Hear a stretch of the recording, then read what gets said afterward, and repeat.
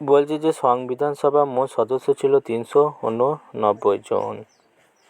বলছে যে নেতা কেন্দ্রীয় আইনসভার সভাপতি ছিলেন 1946 থেকে 1947 সাল পর্যন্ত, তারপর তিনি সংবিধান সভার সভাপতি হন এবং পরে লোকসভার প্রথম সভাপতি হয়েছিল গণেশ বাসুদেব অভলাঙ্কর। মূল হস্তলিখিত ভারতের সংবিধানের প্রতিটি পৃষ্ঠা ড্যাশের শিল্পীদের দ্বারা সজ্জিত এবং সাজানো হয়েছিল শান্তিনিকেতন। ড্যাশের নির্দেশনায় ভারতের সংবিধানের মূল নথিতে হস্তলিখিত সংবিধান লেখা হয়েছিল নন্দলাল বসু। ভারতের সংবিধান সভার খসড়া কমিটির সভাপতি ছিল জওহরলাল নেহরু। ভারতের সংবিধান প্রণয়ন করেছিল সংবিধান সভা বা গণপরিষদ।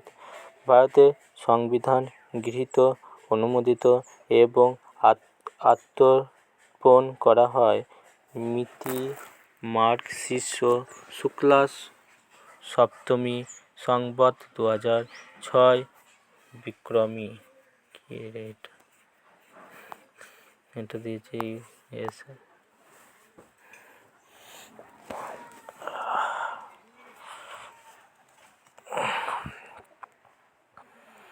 ভারতের সংবিধান অনুমোদিত, প্রতি নিয়মিত এবং আত্মর্পিত করেছিল।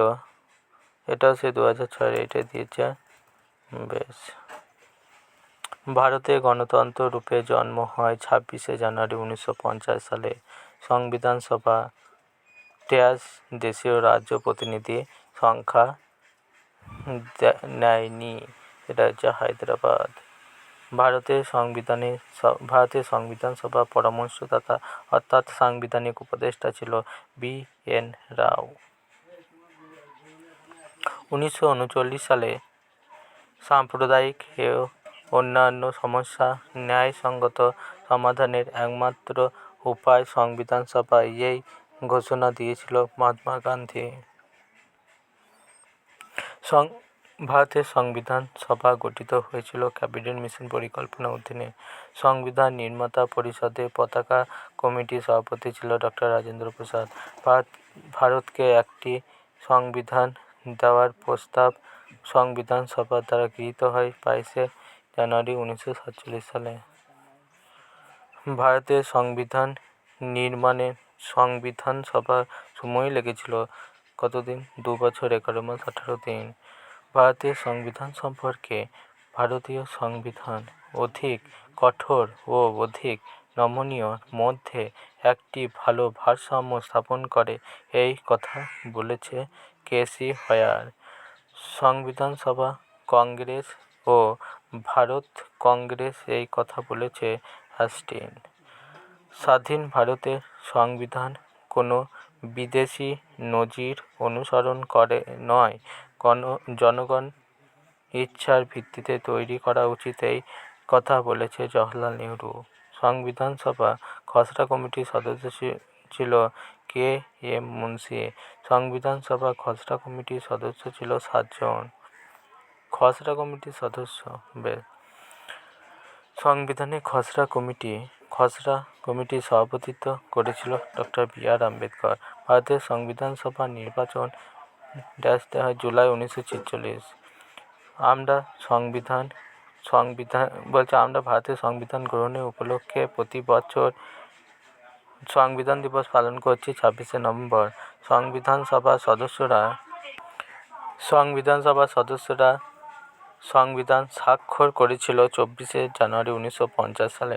ভারতের সংবিধান সভার দ্বারা জাতীয় সঙ্গীত গৃহীত হয় 1950 সালে।